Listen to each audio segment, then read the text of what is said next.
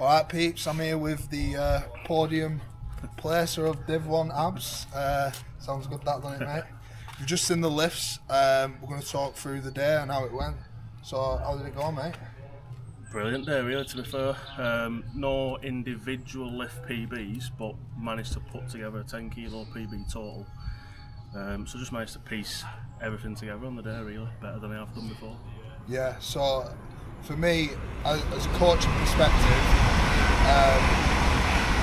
we were coming into it not really knowing what we were going to do it. But you said you signed up anyway, you was going to do it anyway, and it's a good outing. But from me, training alongside you, I could see how further along you were than you thought you were.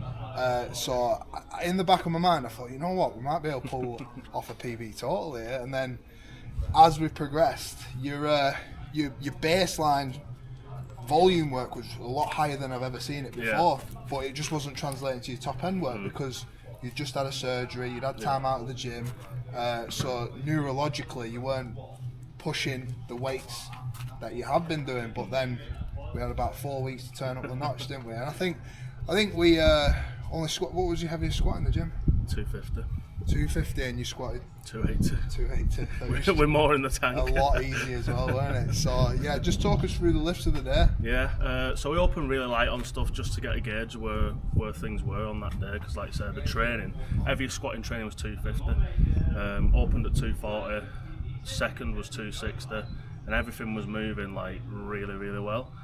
Everything I unwrapped on the squat just felt like weightless, really. So you called 280 for the third. And to be fair, you know, if you had 4 attempts, you probably would have took something else on top of that, wouldn't we?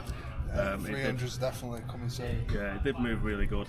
So that was good. That sort of gave me the momentum then into the comp. I was like, well, I'm a lot further than I thought I was at that point. So bench, I think we opened light again on bench. I think it was 155, 170 on the second, and 177.5 on the third, which was the perfect call for the day. There wasn't really anything more than that.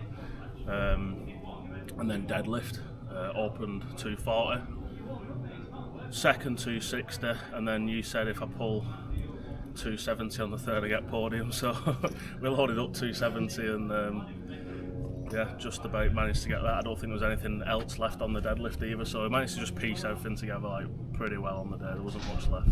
Yeah, no, it was a brilliant performance, and then podium at Div 1 is amazing. And this, so abs, it's like, it's not just about putting your best lifts down, is it? It's about putting the best you can on that day, because it's so competitive. The placings can move, can't they? Just by people missing lifts. I think as well, what you can learn from that is like, tactically, you've got a total PB. But not necessarily on each lift, but the way you've put it together gives you a total PB. And I think as well, like, even though it didn't happen for me, but like leaving some in the tank after squat pays off so much. Like, you're on a high, and you had it for deadlift, didn't you? Yeah. Whereas if you'd have tanked yourself on squat, would you have had it there on deadlift? We could have probably gone more on the squat, but it probably would have took out elsewhere. But so your it's confidence was sky high. You could see it, exactly, you know what I mean? He's a natural built squat. Squat's your confident lift, isn't it?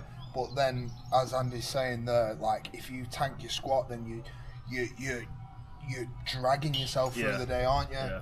Whereas I think even though you did leave some in the squat, like, it did affect his bench, didn't it? Like you said. Definitely. So if he would have done even more on the squat, bench would have been. It's just a sliding scale. And that's what we were saying. Like, 180, you're a 180 bencher. Yeah. But like, do you need to bench 180 that day for an extra 2.5 kilos? Like, the gain of 2.5 kilos, you could lose 10 kilos in total. Yeah. And it's that's when you start actually competing against other people in these competitive flights, instead of just being the only person in your flight, this is what makes you a better competitor, I believe. And there's nothing against people just wanting to beat themselves, but like, I'm a competitive person. I want to go out and compete because that's what I drive, and I like other people pushing you to get better rather than just staying in your comfort zone. And I think all three of us would agree with that, wouldn't we? Yeah. To be fair, I was, like you said, like I was flagging a bit when it comes to the bench. Like I was on a bit of a dip, but still managed to put up like 2.5 kilos off my best.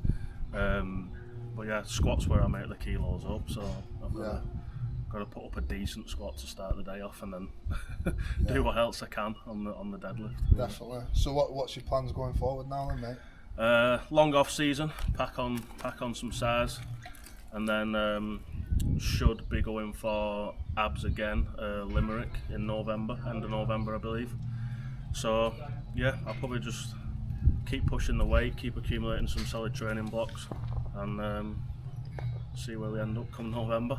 Yeah, long-term goal will be on that first place at a Div 1 and get that invite to Pro-Am. Yeah, well that's it. I mean, long-term goal is us three are sat in Pro-Am. 100%. All trying to beat each other for bragging rights. Press conference, all three of us. Of course it would. And it's a good goal to have, isn't it? Oh, definitely. Yeah, 6. So well done, pal. Yeah, thank you very much. I'll just say as well, it was a pleasure doing the Walls fell down. the training. Walls falling down on the training alongside you. Do you know what I mean? Like, I think that levels it up. Now me and Andy are doing that for ours. Yeah. I think attaching yourself to somebody when you're in the mix of things, it just gives you that extra 10%. Yeah, definitely, 100%. Because I think I think you wouldn't have took some of the numbers in the gym that. No, there was some sessions where I was like a bit like I was apprehensive coming in. You're thinking about it for 3 days in advance, and you're like, oh, got a big squat coming or whatever. So it means something. Yeah. Well, exactly. So then that you need that in a sense. Of course you do. But if I was training on my own, you know, I'm not saying it wouldn't get done, but it's a much bigger ask than having someone there objectively looking and saying, yeah, that might have felt hard, but you got another 20 kilos. Yeah, and it's having someone you trust to set up as well. I think as well, if you're looking at a lift 3 days before, those 3 days before, you're going to do everything Yeah, right you're going to make sure you get food in, sleep in. So I think that in itself is a performance enhancer. Definitely. Yeah. So yeah, we'll leave it there. Yeah, cool.